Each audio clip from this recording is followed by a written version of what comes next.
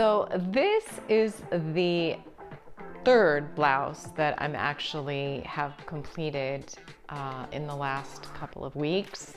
And this is also the paper.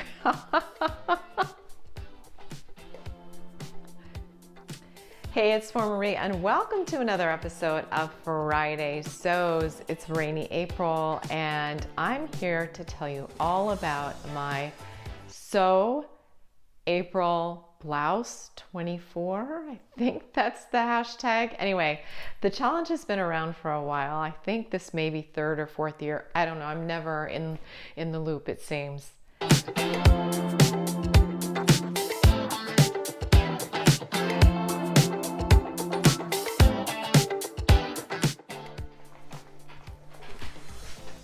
All right, the first blouse that I finished this month, this lovely month of April, is called the Torii Tunic, and I'll put the line drawings and the details on the side split screen.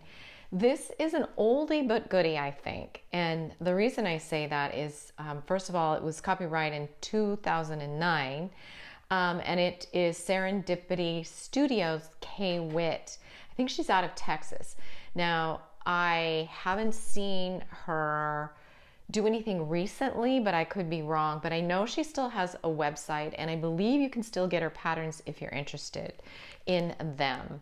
So again, this is a tunic blouse, and there are lots of different variations. There's a dress, and just there's so many ways you can customize this. So I want to show you quickly that there's a lot of reading. This is an example really quick. I know copyright things, but there's no way you can see all of this. I have a lot of highlighting going on and circles and marks and notations. This was, I'm not going to say a challenge, but it's definitely not necessarily, I think, for a beginner, because there's a lot of things that you need to pay attention to on this particular design. And she describes the Torii tunic as a fun and funky design that can be worn 3 different ways. The shortest length is great with jeans or leggings. The knee length looks great with strappy heels or boots.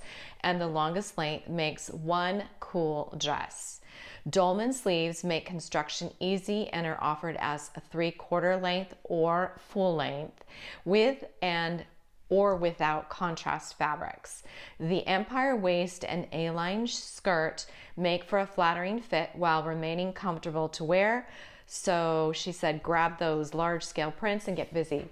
I think what's fun about her designs is she uses a lot of, I think, complementary, like if you went into a quilt shop and you didn't know what to pick, you could just ask for guidance and just say, I'm interested in this color tone, or this scale of print or design.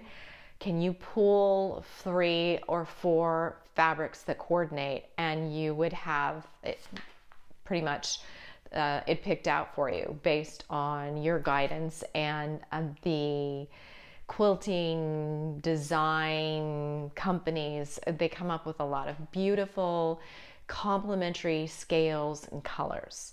So the size range, though I don't know if it's totally inclusive, is XX small to XX large. The smallest bust measurement is a 32, with the largest being a 44. So that's something to consider if you thought that you might be interested in this older pattern that is still, I think, relevant style-wise. All right, so let's take a look at the first blouse. And I flipped around in my sewing room because this actually does not fit on the mannequin because of the empire waistline. I don't have collapsible shoulders on my mannequin, but I love the mannequin. So anyway, this is the Torii tunic blouse, and it is made of a cotton shirting, like a good medium weight poplin or shirting. And believe it or not, I got this at Joann. I've had it in my stash and wanted to use it.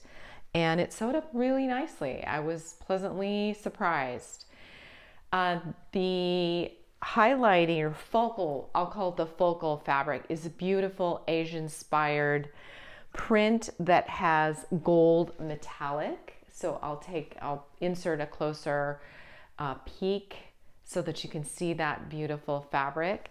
And I bought that through a vendor at the Sew Expo 2 or 3 years ago, who was teaching a Sashiko tote bag class that I took. And she specializes in Sashiko threads and supplies.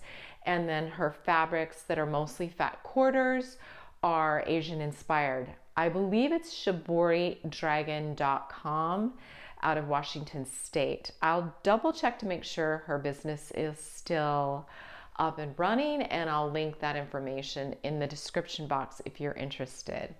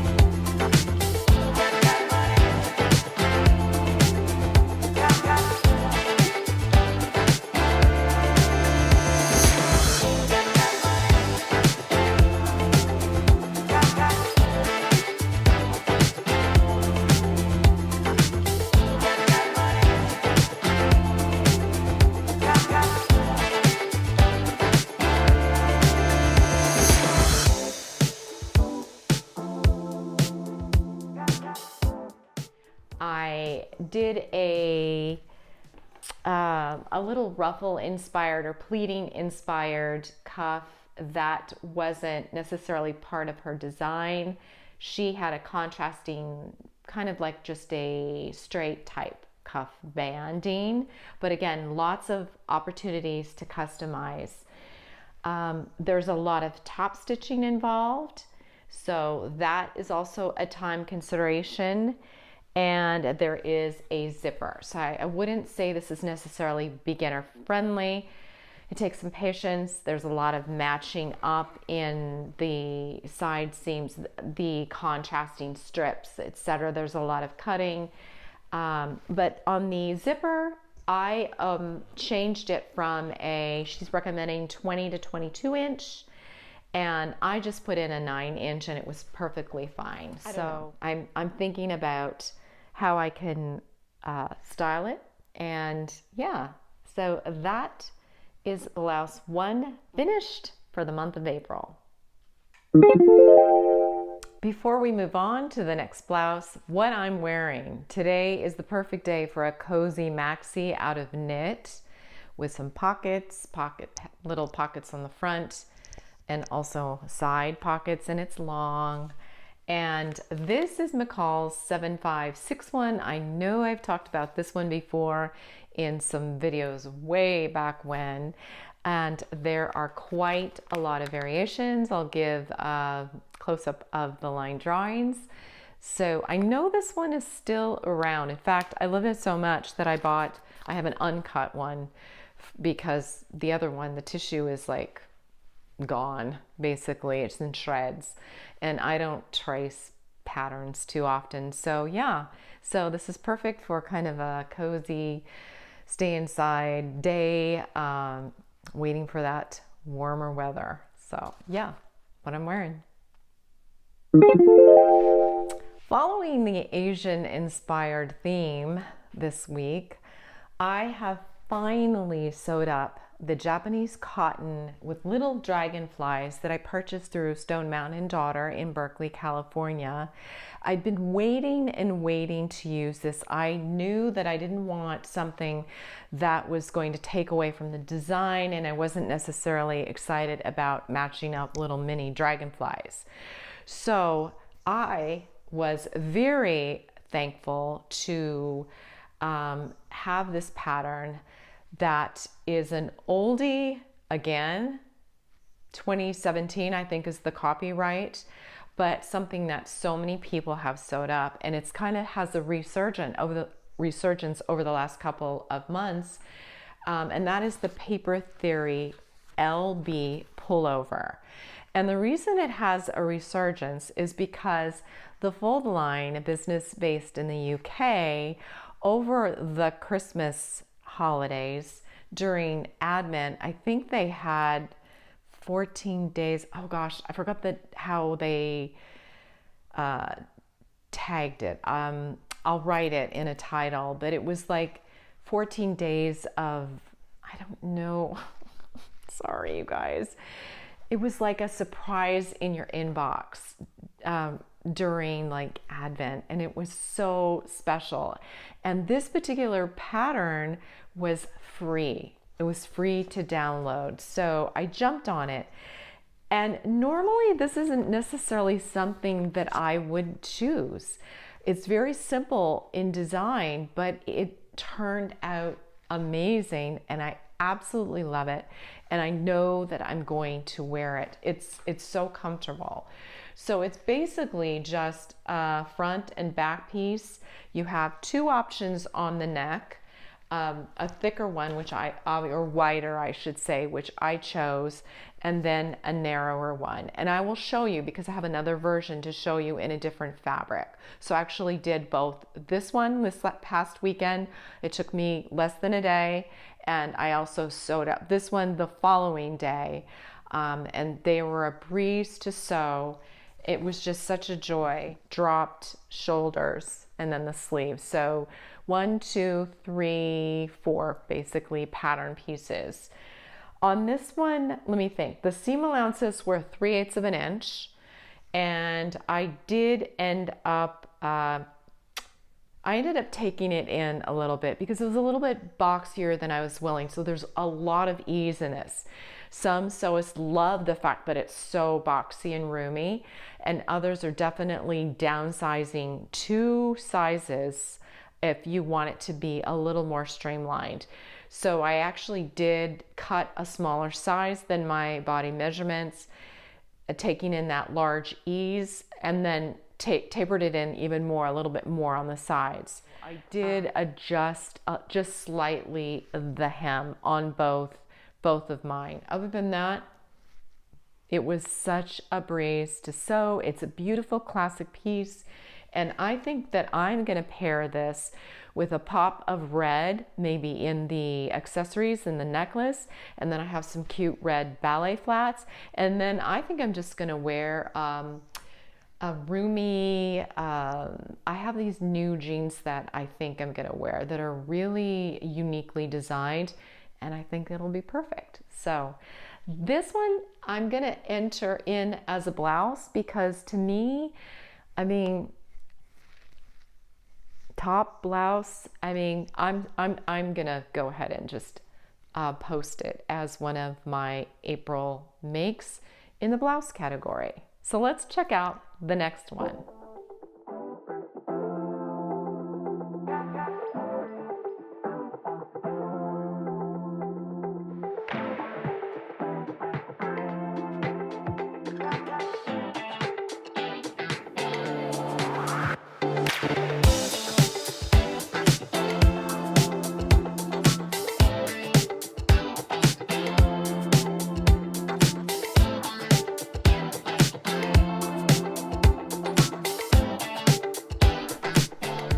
All right, and so here is another LB pullover in a different fabrication. Now, there is nothing wrong with wearing black in spring and even into the summer, because I think this pairs beautifully with ivories, creams, neutral colors, whites. And this fabric is a beautiful drapey rayon that was dead stock. I think that I also got this at Stonemountain and Daughter, and I loved sewing this. It turned out so cool. I don't have a lot, or I don't wear as much black, but when I put it on, I feel very put together, depending again on how you style it. And this one obviously has the thinner neck band. I thought that was perfect for this one. Initially, I had it a little bit wider and it was just a little bit too floppy. So I decided just to do it in the narrower option. And basically that is it. It is just really comfortable. And on this one, I did take a deeper hem. I wanted it to be a little bit like the rhinestone pin there. It's covering up the size of the mannequin, because size should not matter to anybody. So anyway, back to the blouse. I wanted it to be a little bit cropped, and I also went back and took it in a little bit more on the sides so that it wasn't so big and boxy. Now with a sweater, maybe knit, I will try and make it a little bit boxier later on, but right now I am super happy with both of the LB pullovers. I think that you should try it if you have not. Definitely beginner friendly, and I think the only area that you might be nervous about is the fact that you do have that neckline that where you have to you just have to be careful and not overstretch or understretch so that it lays nicely against the body. So there it is.